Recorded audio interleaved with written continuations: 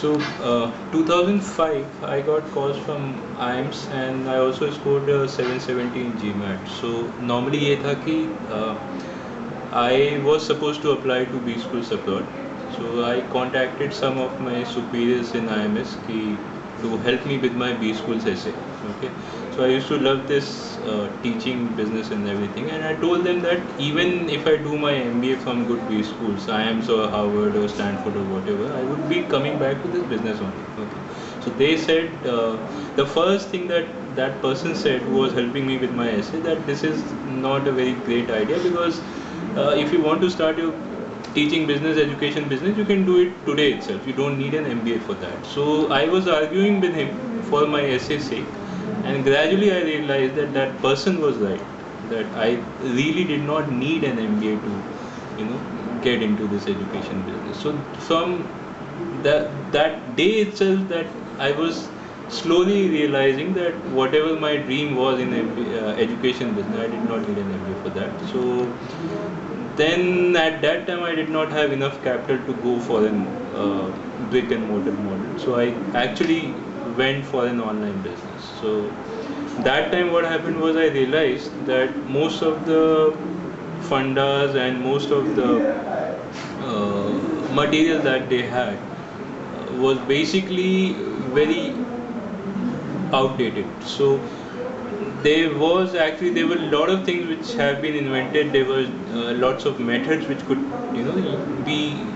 be used to solve problem faster and everything else. So but the problem was that there were very limited number of instructors who knew these, and they were also not willing to share these openly, because there was a competition that they know so much, and so they didn't want to share the education with others. So what I decided to create a place where I would share all my ideas openly, and I would do everything in detail. So I would, whatever I knew, everything about things, I would share in detail. So I think this created a lot of noise among students, because now they were learning things that they were not finding in books, and which were known only to a very small number of instructors. So, and the best part was that those instructors were concentrated only in big cities. For students in small cities or towns, this was an eye-opener. So I gradually started getting huge number of hits on the website, because the students were there for great learning and everything else. So so the next thing was,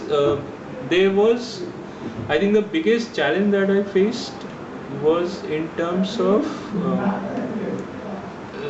bigger sites already present. So and they were actually, the sites were mostly forum based and so on. So normally everybody would say that okay, you are like another pagal guy, or you are like another cat for MBA or something. So it took a time to make them realize that what we were offering was not present anywhere else, because in terms of content we were unmatched, and slowly we had to carve a niche for ourselves, so that and the biggest challenge was, of course, to make our forums work, because content wise, lessons wise, we were providing good stuff, but forums we need to make them work, because some forums was already there which were working. So then slowly we started drawing good students who actually started posting problems, getting solutions, and this was and things started rolling from there on. So I think once we worked out that challenge, that students were interacting with themselves in the forums, I think rest of things happened automatically. Huh? What was your success mantra, sir? I think that you have to me, I think I would just talk about the education business further. That to me, I think you have to take education as it is felt in this country or anywhere else, that you actually have to love to teach, and you have to teach freely without fear. You have to the biggest most important thing about an instructor or a faculty is that he has to enable the student to reach to its level. So the instructor has to up everything and give the student everything that he has.